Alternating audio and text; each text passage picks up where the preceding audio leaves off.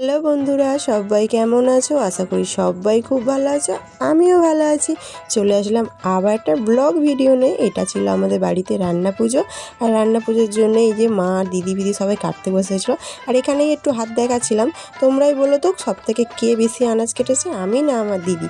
আর এখানে তারপর দেখলাম মাও ইলিশ মাছ বার করে নিয়েছে, কারণ ফ্রিজে ছিল ইলিশ মাছগুলো, জলে ছিল, তারপর ইলিশ মাছ বার করে নিয়েছে। তো মোটামুটি কাটাকুটি কমপ্লিট করে এখন বাজে 9টা। তা চলো ওদিকে যাওয়া যাক, দেখি মারা কি করছে।